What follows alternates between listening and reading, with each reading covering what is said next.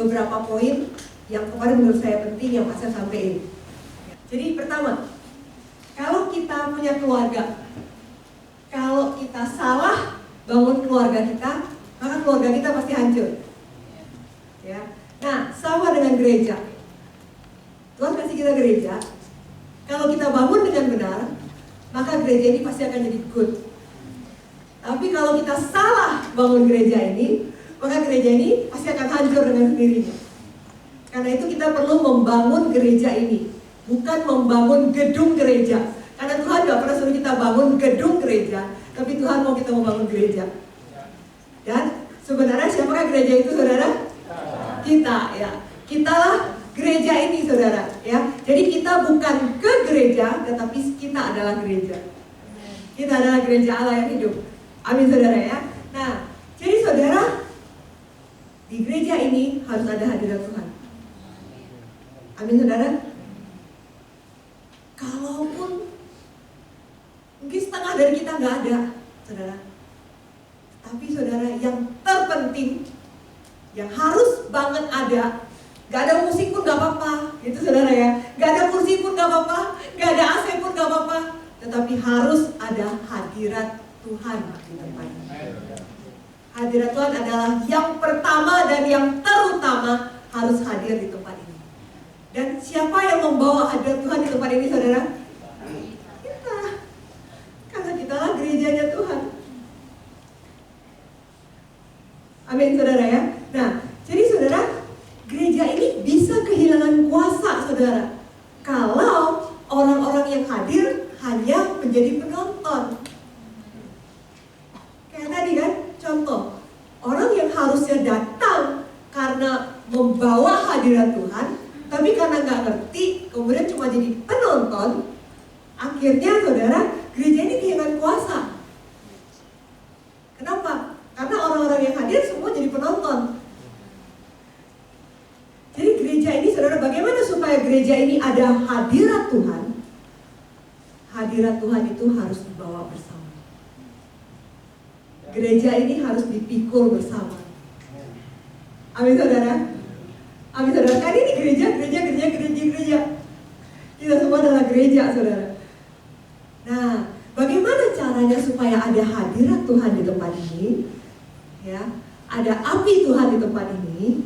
Ya, di sini harus ada api Tuhan. Di sini harus ada berarti apa? Pengorbanan. Karena kalau nggak ada pengorbanan nggak ada api. Oke, nah itu saya review beberapa poin yang Pastor sharing dan memang itu yang paling penting banget buat gereja di tempat ini. Nah, hari ini saya mau share lebih jauh, ya. Jadi kita mau share lebih jauh bagaimana kita mau membangun gereja ini dengan benar. Karena tadi apa? Kalau gereja tidak dibangun dengan benar, maka gereja itu akan runtuh dengan sendirinya. Ya, oke ya. Nah, saudara, tadi saya sudah bicara bahwa kita perlu membangun hadirat Tuhan. Itu poin paling penting dulu. Gak ada AC gak apa-apa, gak ada karpet gak apa-apa, gak ada kursi gak apa-apa, tetapi harus ada hadirat Tuhan. Ya, amin ya saudara ya.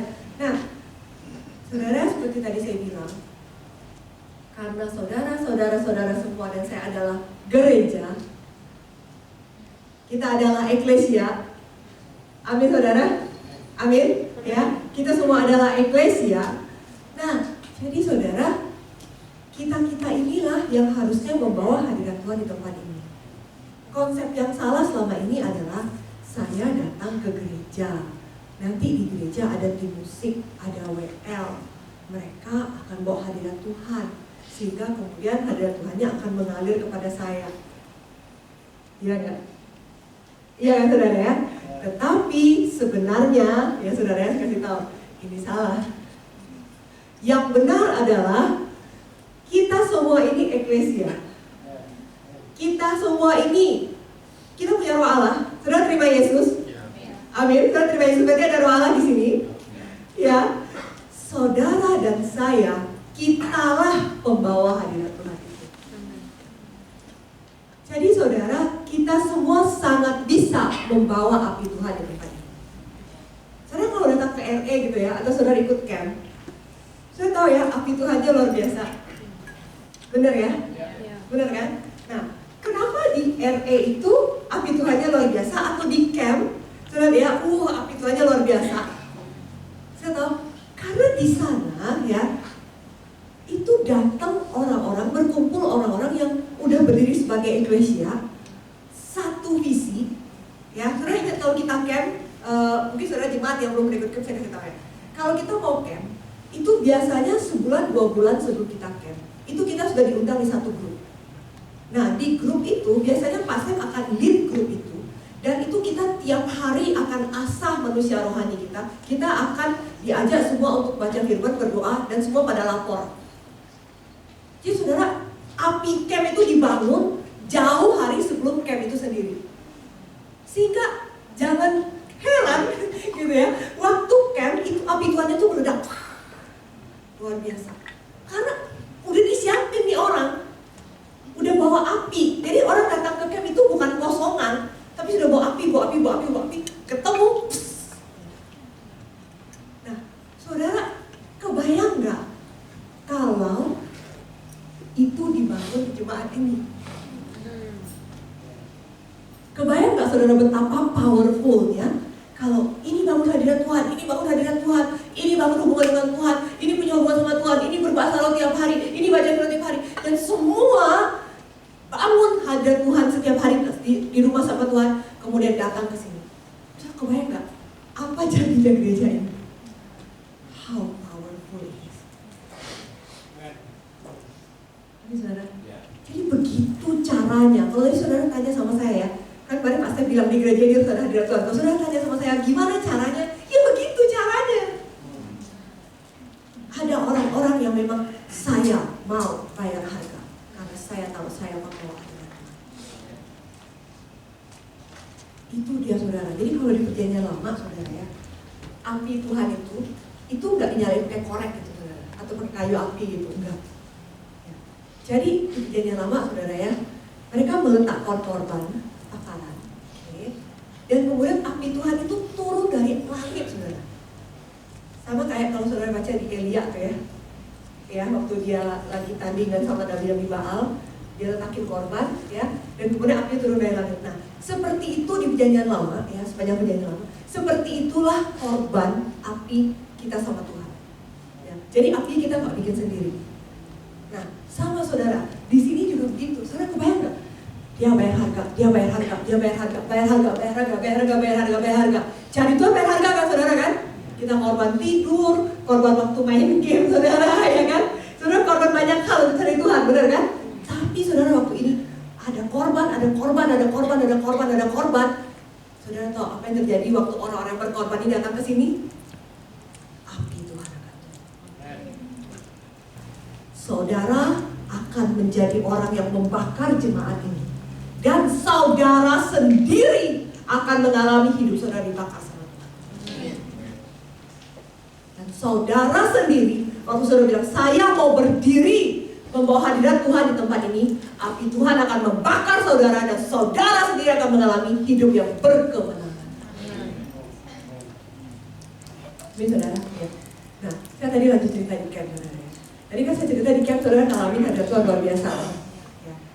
Jadi di camp yang sebelumnya itu ada orang datang saudara. Nah, ini orang dari luar. Datang. Ini orang udah dari mana-mana. Ya, udah dari negara mana-mana, udah dari gereja mana-mana. Terus dia bilang ini. Kalian itu nggak kayak, saya tahu kalau saya lihat kalau kayak konsernya Hillsong gitu, itu kan lampunya wow ya. Saya tahu itu lampu aja FM-an gitu ya, mahal banget dan wow gitu ya, lampu itu gitu ya. Dia bilang ini, kalian nggak pakai lampu kayak Hillsong sih, gitu ya. Terus dia bilang, alat musik kalian juga nggak mahal-mahal, alat musik kalian semuanya standar banget. Terus dia bilang, terus di gereja kalian juga nggak ada DJ gitu kan, belum gereja pakai DJ saudara ya. Tapi, nah saudara tahu apa orang dibilang? Orang dibilang apa? Saya udah ke gereja mana-mana di banyak negara, dan dia bilang apa saudara? Wow-nya dia bilang, saya belum pernah lihat kuasa Allah bekerja sehidup ini. Wow, saudara lihat nggak? Kenapa saudara? Bukan karena fasilitas ya saudara, bukan karena lampunya, bukan karena peralatannya saudara, tapi tadi itu karena api Tuhan yang dibangun orang per orang. Dan saudara, saya amazing orang dari berbagai negara datang gitu ya, dan sudah kemana-mana. Dan juga saya belum pernah lihat kuasa Tuhan bekerja seperti itu. Wow, kita ini siapa? Mana saudara-saudara enggak, kita ini siapa? Tapi kenapa orang ini bisa bilang, saya belum pernah lihat kuasa Tuhan bekerja seperti di tempat ini?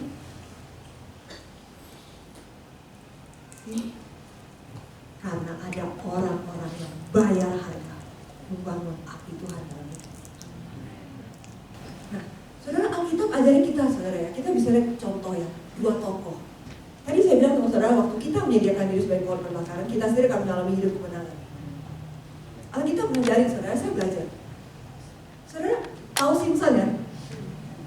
Saudara bisa bayangin kalau saudara hidup di zaman Simpson ya? Saudara bisa bayangin, wah, dia kuat sekali gitu ya. Saudara kebayangkan pintu gerbang kota. Zaman dulu tuh gerbang kota itu saudara ya, saya tahu ya kalau tembok kota itu bisa buat pacuan kuda. Ini 8 meter.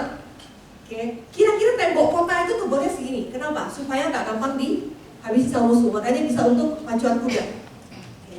Sudah kebayang nggak sih kalau tembok kotanya dari sini ke sini? Kira-kira pintunya setebal ini nggak saudara? Gak mungkin dong. Pasti pintunya tebal banget. Orang dindingnya segini. Bener kan? Kira-kira tuh saya bayangin pintunya tuh minimal segini. Bener gak? Tebalnya nih. Tebalnya. Belum gedenya. Ya kan? Nah, saudara kalau baca Alkitab, saya bisa bayangin gak sih Simpson? Dia angkat gerbang kotanya, dia panggul, terus dia bawa ke puncak gunung. Saya bisa bayangin gak sih betapa powerfulnya ini orang? Kentara banget kan, powerful gitu ya. Semua orang bisa melihat bagaimana dia itu powerful. Benar gak saudara ya? Benar ya? Urapannya kelihatan sekali. Benar ya saudara? Nah, tapi saudara, Simpson ini dia punya urapan adalah urapan yang di luar. Ya, Tuhan mengurapi dia dengan kuasa sehingga dia jadi very powerful. Sementara, saudara kalau baca Alkitab, saudara tahu lagi ada orang yang diurapi bernama Yusuf. Oke. Alkitab tidak menceritakan bahwa si Yusuf ini powerful. Jadi mungkin kalau kita bayangin si Simpson itu pasti orangnya gede gitu ya, perkasa gitu ya. Mungkin si Ucup ini orang kecil ya, biasa gitu. Hanya pria biasa gitu ya, kayak abang-abang. Kebayang ya? Oke, abang-abang Israel gitu ya saudara ya.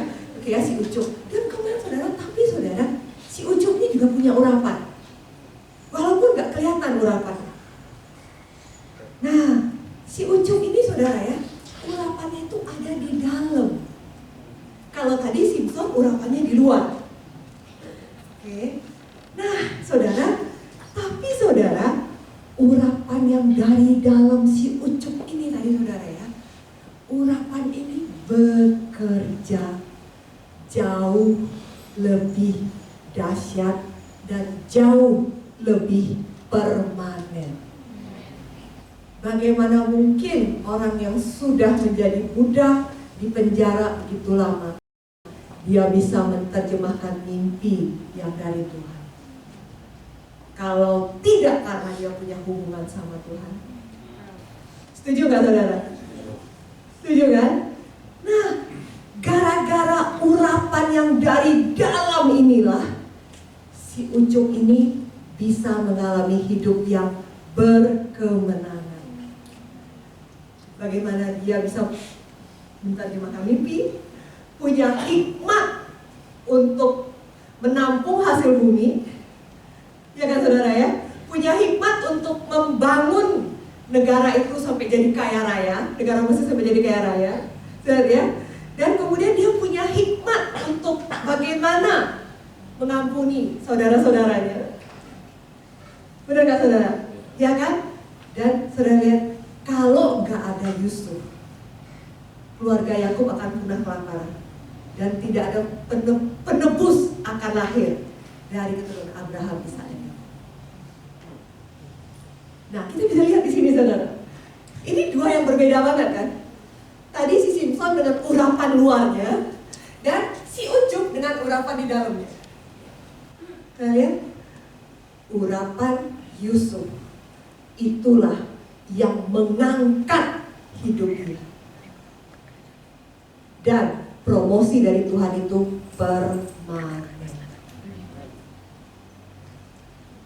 dan membawa kemenangan. Saudara, jadi kalau tadi saudara bilang, iya saya mau berdiri bagi gereja ini, saya mau berdiri bagi hadirat Tuhan di tempat ini, saudara akan mengalami seperti Yusuf, promosi yang dari Tuhan, hikmat yang dari Tuhan, berkat yang dari Tuhan. Amin saudara, amin saudara ya. Oke ya. Nah saudara, berikutnya, bagaimana caranya untuk kita bangun hadirat Tuhan di tempat ini saudara? Tadi saya bilang kita bangun hubungan sama Tuhan, benar ya saudara ya. Kedua saudara, harus ada penyerahan. Selalu harus ada penyerahan. Tadi saya bilang ada korban ya. Nah saudara, waktu Yesus, coba ya kita baca firman Tuhan ya, Matius 2 ayat 39. Ini yang dilakukan Yesus waktu terakhir ya, Yesus di Taman Getsemani ya, sebelum Yesus dibunuh. Yesus tahu bahwa Yesus akan dibunuh. Dan Yesus bilang, ya Bapakku, jikalau sekiranya mungkin, biarlah cawan ini lalu daripadaku, tetapi janganlah seperti yang ku kehendaki, melainkan seperti yang engkau kehendaki. Nah, saudara, ini, doa ini adalah surrendernya dari hati Yesus. Penyerahan dari hatinya Tuhan. Tuhan tahu dia akan dibunuh, dia tahu dia akan disiksa.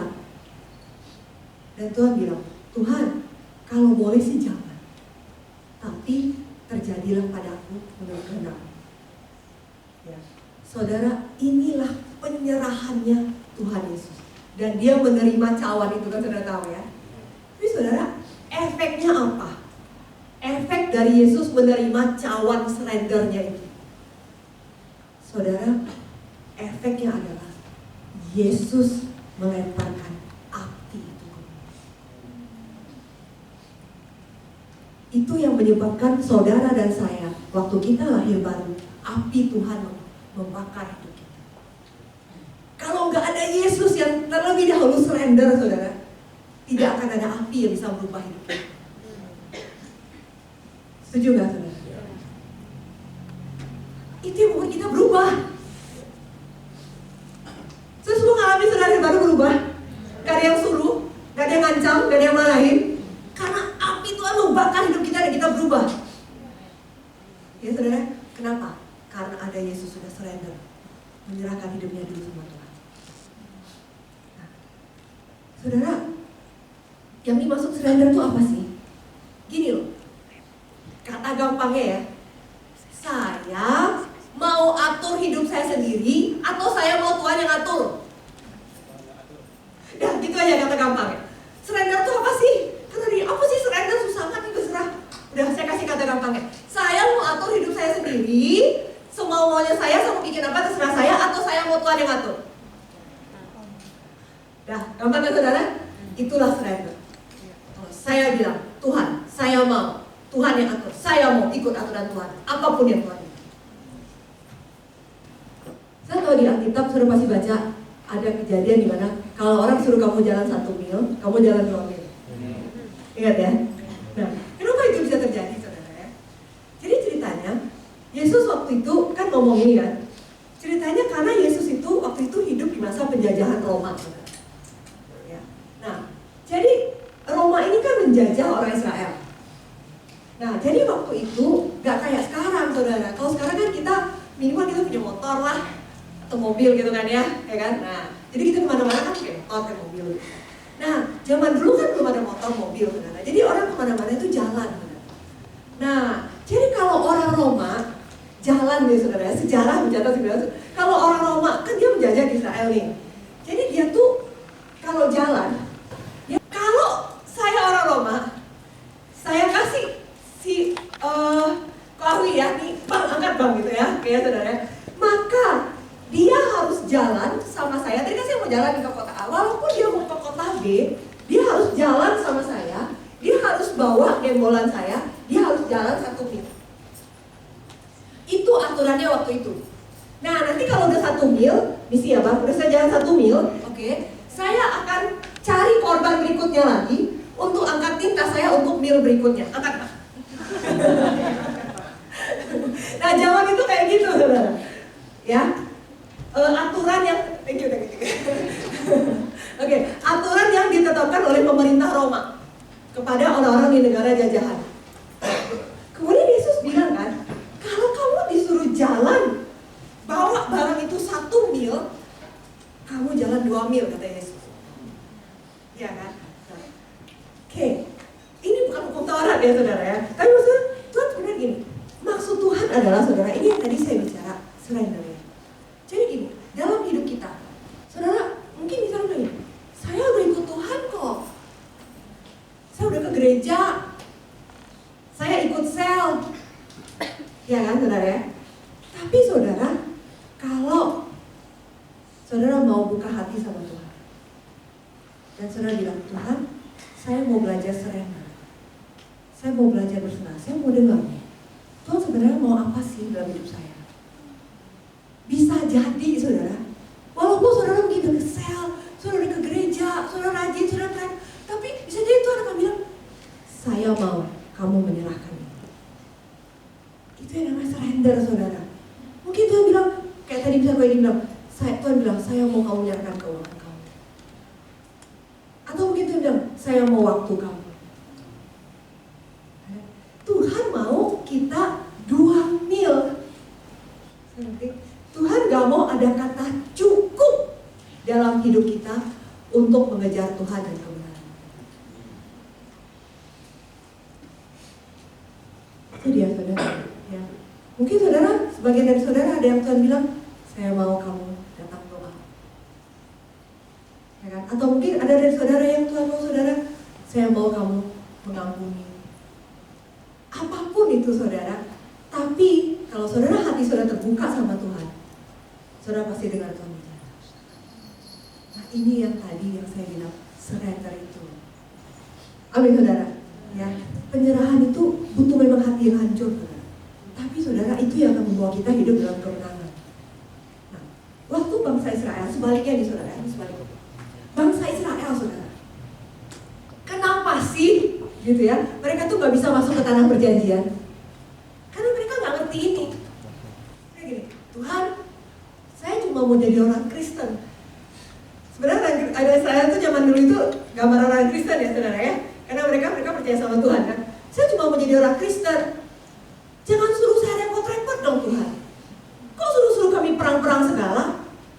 Di Mesir dulu kami gak perang. Begitu kan saudara? Enggak kan orang Israel kan? Ya kan? Oke, jangan suruh saya jadi tentara, jangan suruh saya ini, jangan suruh saya itu. Itu yang mereka alami kan? Saudara kalau baca Alkitab sudah tahu kan? Benar kan? Nah, saudara kalau tidak ada penyerahan, tidak ada api. Makanya orang Israel itu kalau kita baca Alkitab tuh kadang-kadang gedek gitu saudara ya, kesel. Saudara gitu gak sih? Gedek gitu kalau baca perjanjian lama. Tidak ada penyerahan, gak ada api. Akhirnya saudara, makanya mereka tidak berkemenangan. Benar kan saudara ya? Tapi sebaliknya berarti Tuhan ngajarin kita. Berarti waktu saya mau hidup berkemenangan, berarti kalau saya ikut caranya Tuhan, Tuhan mau saya surrender, saya surrender. Tuhan mau saya ikut caranya Tuhan, saya ikut caranya Tuhan. Maka saya pasti akan mengalami hidup yang berkemenangan. Amin ya saudara ya? Amin ya. Nah, oke, minggu lalu saudara, kalau saudara ingat, pasti ada singgung mengenai mimpi. Ingat? Ya. Pasti ada bilang, ada orang-orang yang dikasih Tuhan mimpi. Ini bukan mimpi tidur ya. Oke ya. Yang dimaksud mimpi ini adalah suatu kerinduan, mungkin saya bisa bilang ya. Kerinduan di dalam hati kita yang begitu besar untuk sesuatu hal menyangkut kehendak Tuhan. Mungkin saya bisa bilang seperti itu. Contoh, ada orang yang sebelumnya di hatinya dia tuh Tuhan pernah kasih waktu dia habis lahir baru, waktu dia habis RE. Orang ini pernah dikasih sama Tuhan kok.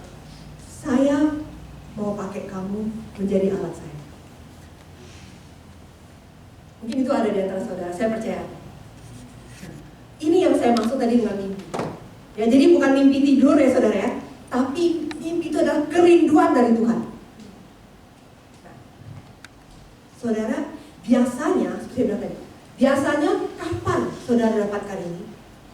Seringkali saudara dapatkan ini waktu saudara habis dilawat Tuhan. Ya, misalnya saudara habis kepenuhan roh, ya, dilawat Tuhan, ya, saudara mungkin dapat kali laughter atau kepenuhan roh dan saudara tiba-tiba Tuhan bicara sama saudara, ya, atau saudara habis RE, hati saudara habis dibakar sama Tuhan dan Tuhan bicara sama saudara, atau lagi di camp saudara dibakar sama Tuhan dan Tuhan bicara. Oke. Kalau saya bicara gini, saudara ngerti kan maksud saya? Oke, sekarang saya mau tanya sama saudara, siapa dari saudara, jujur ya, jujur, siapa dari saudara yang pernah mendapatkan mimpi ini, kerinduan ini dari Tuhan? Hampir semua tangan. Dan saya percaya memang iya, karena Tuhan panggil saudara lahir baru. Tuhan gak pernah cuma mau saudara lahir baru. Saudara, dalam perjalanan kita sama Tuhan, kemudian banyak dari kita yang mimpi ini kayak hilang di tiup angin. Mungkin karena saudara kecewa, mungkin karena saudara terlalu sibuk dengan aktivitas saudara, sehingga saudara, Tuhan itu bukan lagi prioritas utama dalam hidup saudara, ya. Atau mungkin saudara salah jalan, salah ambil keputusan dalam hidup saudara, sehingga saudara mengalami banyak hal, ya. Tapi apapun yang terjadi, banyak anak Tuhan dalam perjalanannya yang kehilangan mimpi. Oke. Tapi hari ini saudara, saya mau kasih tahu, saudara kalau pernah bertanya, Tuhan mau saya kayak apa? Sebenarnya Tuhan mau pakai saudara seperti kerinduan yang pernah Dia taruh dalam hati saudara. Walaupun itu redup, walaupun itu pernah hilang, walaupun saudara mungkin gak kepikir lagi, tapi sore ini saya harus ngomong sama saudara. Tuhan mau saudara ingat kembali mimpi yang pernah Tuhan kasih dalam hidup saudara. Dan sore ini saya mau menantang saudara yang ada di tempat ini. Maukah engkau mengejar lagi mimpi yang pernah Tuhan katakan?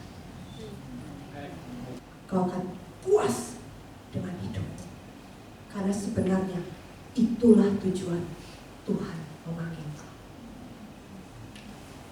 Kedua saudara, ya, tadi saya bicara mengenai membangun gereja, ya. Pertama memang saudara, kitalah gereja, kita harus membangun hadirat Tuhan. Amin saudara, sampai mimpi itu terjadi dalam hidup masing-masing. Amin saudara. Kedua saudara, bagaimana cara kita membangun gereja ini, saudara? Kita tahu kita ini adalah tubuh Kristus. Amin saudara. Ya. Kristus adalah kepalanya dan kita adalah tubuh. Saudara, tadi saya bilang bahwa tidak kebetulan Tuhan menempatkan kita semua di sini. Ya.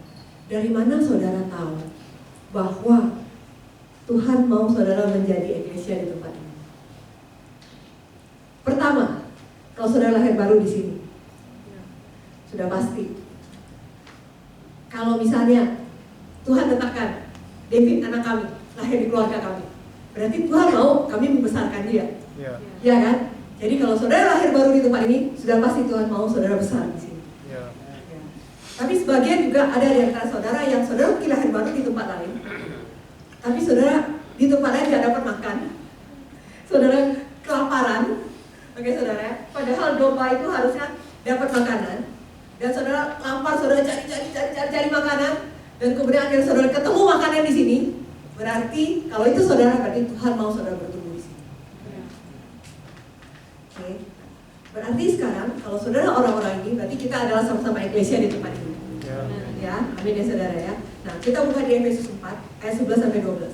Saudara pasti tahu ayat ini ya. Ia yang memberikan rasul, nabi, penginjil, gembala dan pengajar ya. Ini mengenai 5 jawatan. Oke, saya mau fokus ayat 12.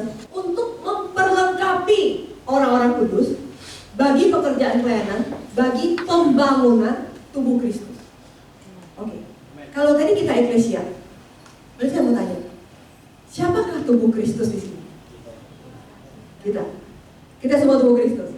Oke. Dan di sini dikatakan bahwa bagi pembangunan tubuh Kristus. Berarti ini tubuh ya, saya juga tubuh. Oke, saudara semua tubuh. Ada yang mata, ada yang kaki, ada yang tangan, ada yang usus, ada yang kepala, saudara, kuping, saudara, kita semua tubuh. Oke, kalau kita lihat ayat ini, bagi pembangunan tubuh Kristus. Berarti saudara, tubuh ini perlu dibangun nggak? Iya. Alkitab yang bilang kan, bahwa tubuh ini perlu dibangun. Amin saudara. Ya, jadi kita ini walaupun kita lahir baru, walaupun sudah ada pelayanan, sudah ada bertumbuh sekalipun, kita ini perlu dibangun. Oke, amin saudara. Ya. Nah, pertanyaan sekarang, siapa yang bangun? Saudara pasti bilang, Mas Salim, siapa? Gak salah. Gak salah. Oke ya, saudara gak salah, oke. Tapi saudara, kenyataannya adalah tubuh Kristus itu ya. Kita ini adalah tubuh Kristus, dan kita ini adalah orang-orang yang dipilih Tuhan untuk membangun tubuh itu sendiri. Mana dia dari 5 jawatan? Nabi, penginjil, pengajar, rasul, gembala. Oke saudara, saya mau kasih tahu sama saudara, good news. Good newsnya adalah di sebuah jemaat Tuhan harusnya ada jawatan itu. Di sini baru ada gembala, ya saudara ya. Harusnya di sini ada penginjil. Harusnya di sini ada gembala-gembala lain. Harusnya di sini ada pengajar-pengajar lain nih. Harusnya di sini ada nabi. Amin saudara. Harusnya di sini ada rasul. Dari mana saudara? Saudara semua. Nah, cuma saya kasih tahu, cuma sebentar aja lagi, oke? Belum keluar aja, belum keasah. Tapi ada waktunya, ada orang-orang yang setia, ya, yang berdiri, yang mau membangun dirinya, dan orang-orang yang tadi setia ini akan nongol satu-satu. Nongol. Akan keluar saudara. Dari jemaat ini sendiri. Tadi saudara-saudara sendiri semua di sini. Amin saudara. Nah, jadi tadi, ya thank you Tante Lisa. Ya benar. Jadi tadi saudara di sini ada calon gembala, calon rasul, calon nabi, saudara calon pengajar. Saudara ini yang akan membangun, saling membangun saudara-saudara semua di sini. Amin saudara. Nah, oke, amin saudara ya. Nah, sampai kapan? Coba kita lihat 13. Sampai kita semua telah mencapai kesatuan iman dan pengetahuan yang benar tentang anak Allah, kedewasaan penuh dan tingkat pertumbuhan yang sesuai dengan keperluan Kristus. Jadi saudara, kita ini, tadi kita tumbuh ya, kita ini akan saling membangun sampai kita jadi dewasa rohani. Amin saudara. Ya, nah, jadi saya jadi bahwa kita membangun. Oke, Oke, yang dibangun siapa? Kita juga. Oke, saudara, saya kasih tahu. Berarti di sini, kalau orang mau bertumbuh, berarti salah satu caranya dari yang tadi kita baca ini, caranya gimana? Sampai kita semua mencapai kesatuan iman dan pengetahuan yang benar sampai kita menjadi dewasa. Oke, tadi sebelumnya dikatakan bahwa tubuh Kristus itu perlu dibangun. Oke, dan kita tahu tadi yang bangunnya siapa? Kita. Oke, jadi sekarang pertanyaan saya, kalau saudara mau dewasa, berarti caranya gimana? Saudara, kita perlu saling membangun. Dengan kata lain, saya kasih tahu, maaf ya, orang yang tidak membangun orang lain tidak akan bisa menjadi dewasa. Agak sadis, tapi itulah kenyataan. Jadi saudara, Tuhan memampukan kita semua di sini ternyata untuk saling membangun tubuh Kristus. Jadi saudara coba lihat samping saudara, gitu ya. Oke ya, lihat ya. Saudara kasih tahu, saudara ngomong, saya sangat bisa loh membangun kamu.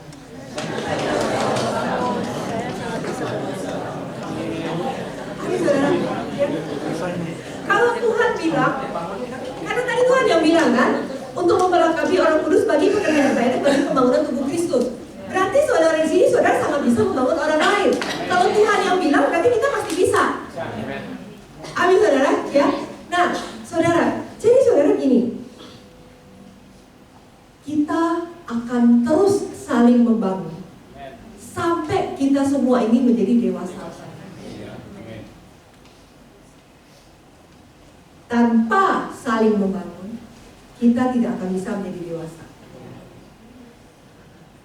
Nah, saudara, waktu saya sedang membangun orang lain, saya itu sebenarnya rupanya sedang menyembuhkan diri saya sendiri.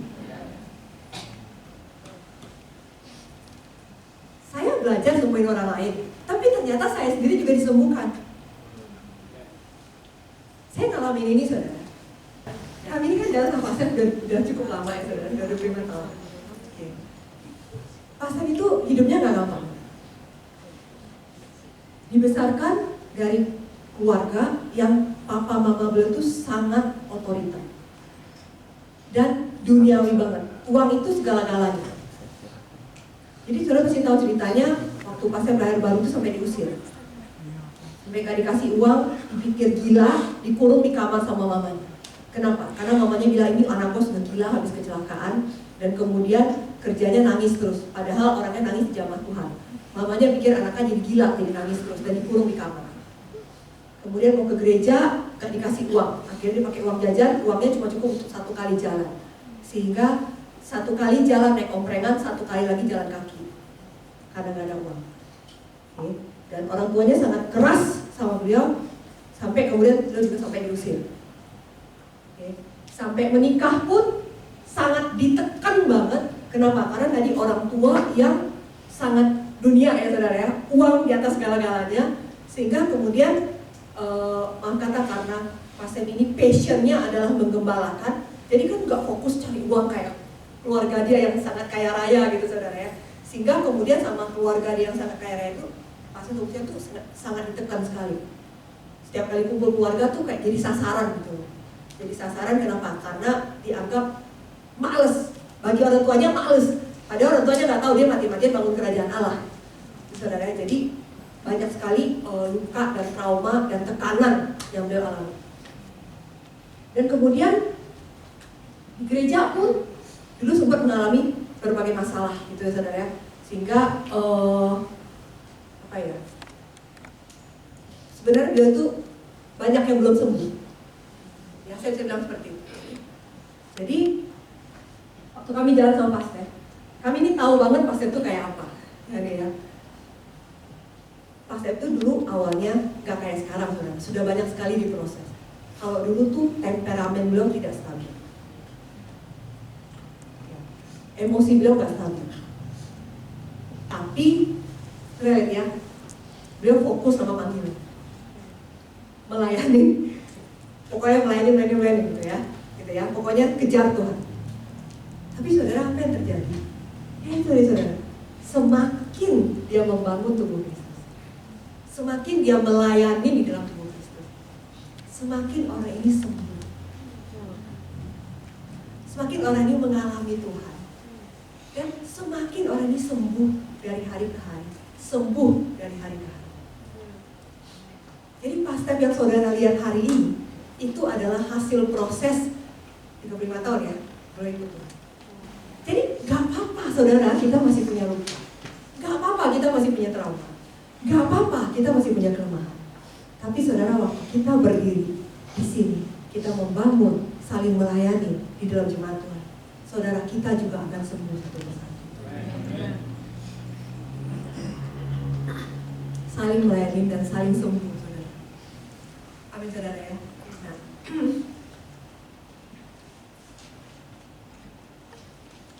ini agak sadis sih saudara firmannya saudara. Saya bukain saudara, cuma agak sadis. Matius 12 ayat 30. Siapa tidak bersama aku, ia melawan aku.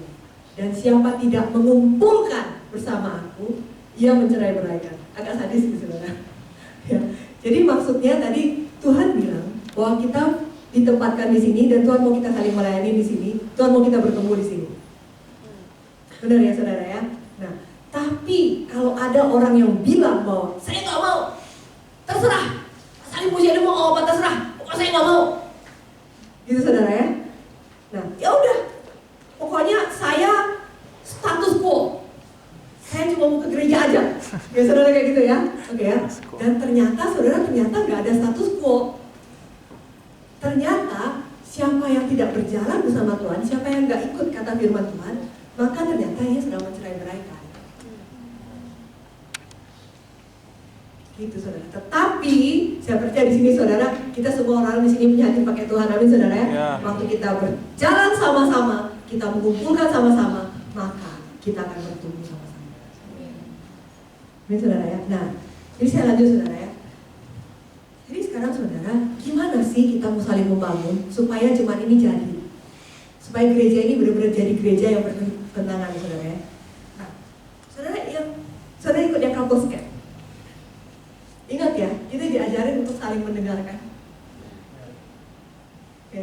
Ini salah satu cara aja, ini cuma salah satu cara. Jadi saudara waktu ikut couples camp, kita tuh diajarin saudara. Kalau ini suami istri ya, tapi ini sebenarnya bukan cuma untuk suami istri. Ini bisa dipraktekin buat siapa aja saudara. Ternyata saudara ya, kita praktek gini, suruh ngomong gitu ya, suruh curhat gitu ya, dikasih waktu, kau boleh curhat apa aja. Dan kemudian saya dengerin, saya mau komentar, saya tidak boleh menghakimi. Dan apa? Gak boleh potong. Itu paling susah sih. jujur ya, oke ya, saudara ya. Dan kemudian saudara tahu apa yang terjadi? Ternyata saudara, waktu orang dikasih kesempatan untuk ngomong, dia boleh keluarin hatinya. Ternyata itu adalah obat. Ternyata waktu orang didengar, dia bisa curhat. Ternyata itu adalah kesembuhan.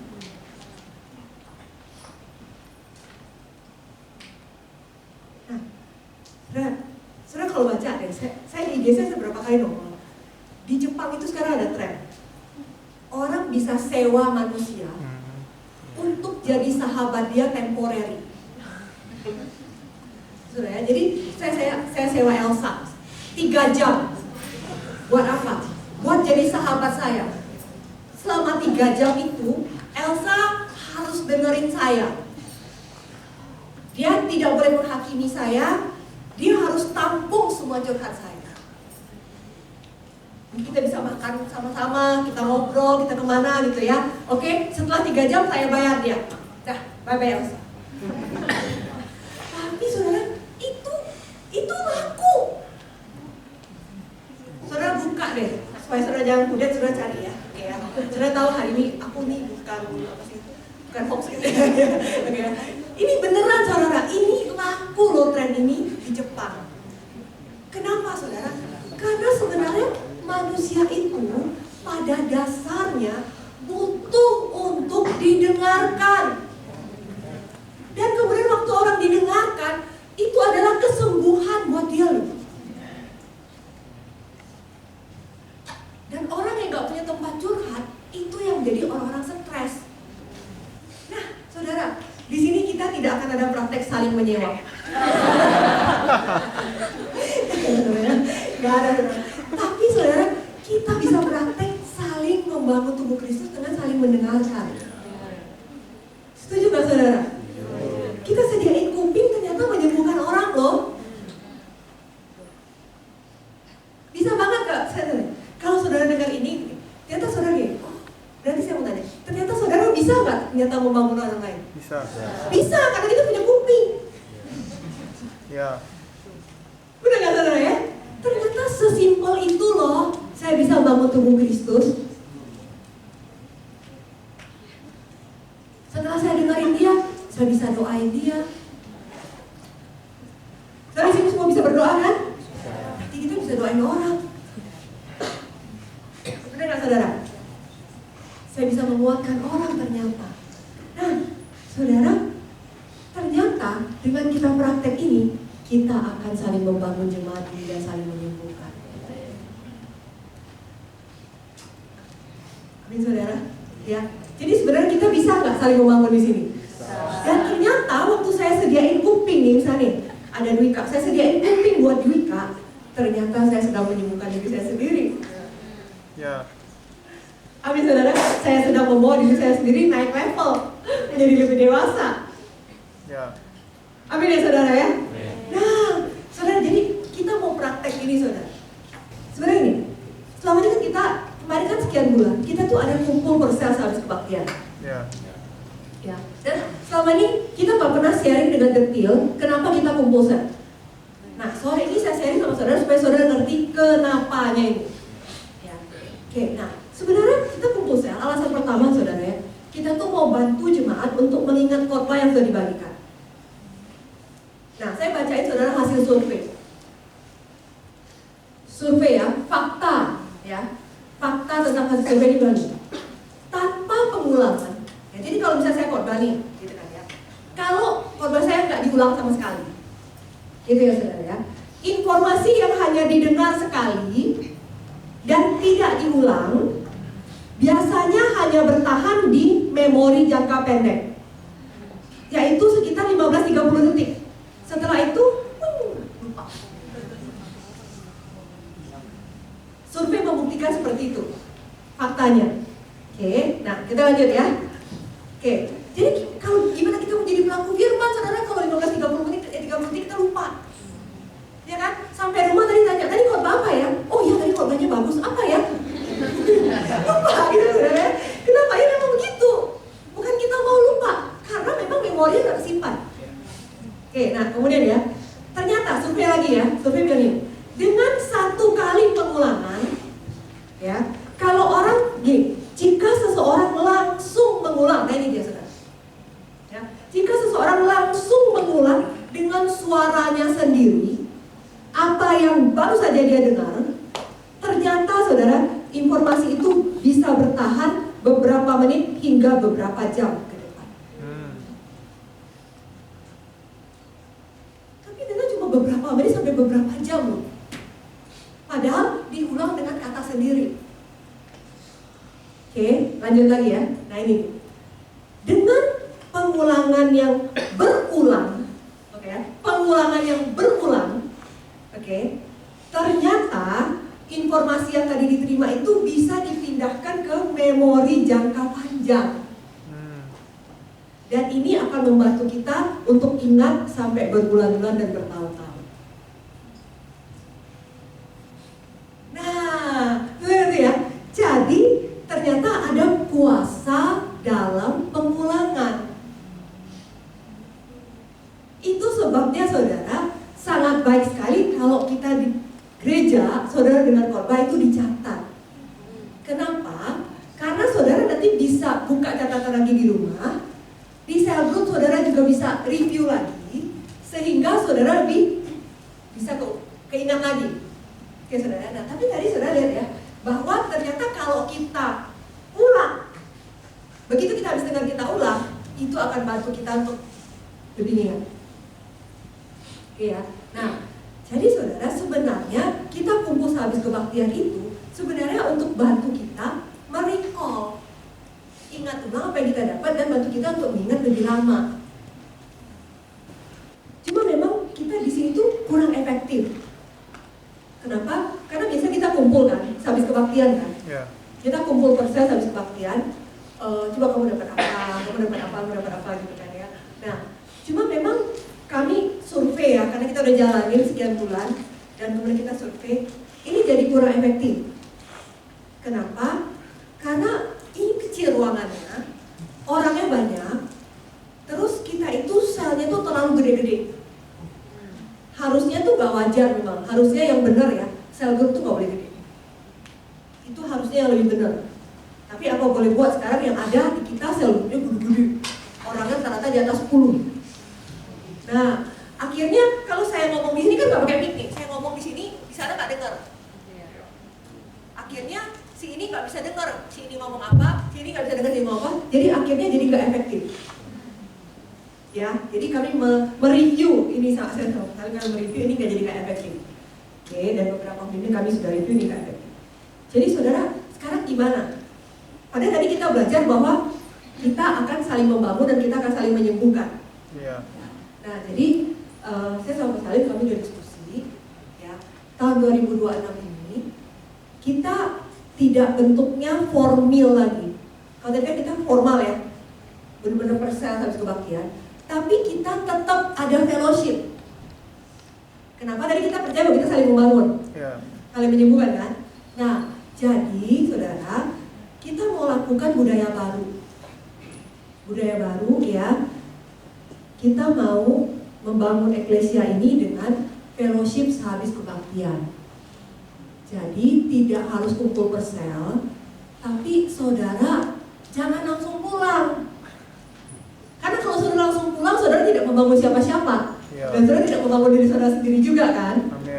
Ya kan? Nah, jadi ya udah, saudara cari 2-3 orang ngobrol, fellowship, saudara saling membangun, saling menyembuhkan. Oke, saudara ya? Ya. Nah, itu yang akan kita lakukan, saudara. Ya, dan kita berusaha punya kuping untuk orang, kita berusaha pakai kata-kata membangun, kita berusaha tidak mengkritik, tidak menyalahkan, saudara ya. Kita berusaha mendengar, kita berusaha mendoakan orang. Boleh kalau dia butuh solusi kita bantu cari solusi. Tapi kalau enggak apa-apa, mungkin dia cuma butuh kuping aja. Ya, jadi kita akan saling bantu, saling dengerin, ya, bisa review tadi dapat apa, gitu. Ya, saudara ya. Sudah tahu nggak sih sebenarnya di NLK ini ada satu budaya dari NLK zaman dulu. Ya, so pernah dengar nggak sih budaya tidak pulang-pulang? Ya.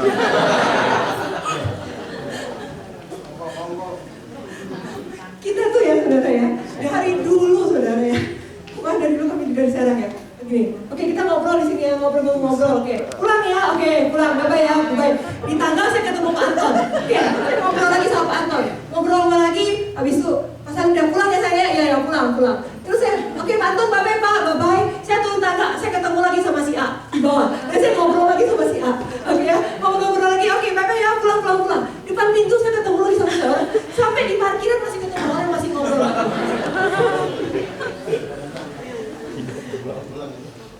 Tapi ini, sudah ngalamin nggak kayak gitu? Ya. Iya kan? Nah, ini yang normal. Ya. Yang normalnya adalah kata emang kayak gitu. Yes. Kenapa? Tapi justru di balik yang nggak pulang-pulangnya itu sebenarnya kita sedang membangun bonding. Kita sedang membangun suatu ikatan yang kita saling menguatkan. Oke, saudara saya mau tutup dengan satu ayat. Oke. Yeremia 1 ayat 10. Saya percaya ini ayat yang Tuhan mau terjadi untuk setiap kita. Ketahuilah, pada hari ini firman Tuhan bagi kita semua. Aku mengangkat engkau atas bangsa-bangsa, atas kerajaan-kerajaan. Untuk apa? Mencabut dan merobohkan, membinasakan dan meruntuhkan, dan apa? Untuk membangun dan menanam. Apa maksudnya ini, saudara? Waktu saya ketemu, misalnya saya ketemu si Acil, terus saya ngobrol sama dia, ternyata saya, wah, dia punya trauma masa lalu ternyata. Saya kasih kuping saya sama dia, saya dengerin dia. Oke, Cu, aku ngerti. Mari, saya mau doain kamu. Mari kita cabut akar itu, cabut trauma itu, kita hancurkan trauma itu dalam nama Tuhan Yesus. Ya. Dan kemudian bukan cuma saya cabut traumanya, kemudian apa? Saya kasih dia ayat firman Tuhan. Cu, saya merasa ini ayat buat kamu. Saya kasih kamu ayat. Ayat ini pasti membangun kamu. Yes. Ayat ini bisa kamu pakai untuk seterusnya, kamu akan lebih sembuh, lebih Yes. powerful sama Tuhan. Yes. Tuhan bisa memakai setiap kita. Amin. Untuk apa? Untuk mencabut dan merobohkan. Tapi bukan cuma itu. Tuhan akan pakai setiap dari saudara di sini untuk membangun dan menanam. Yes.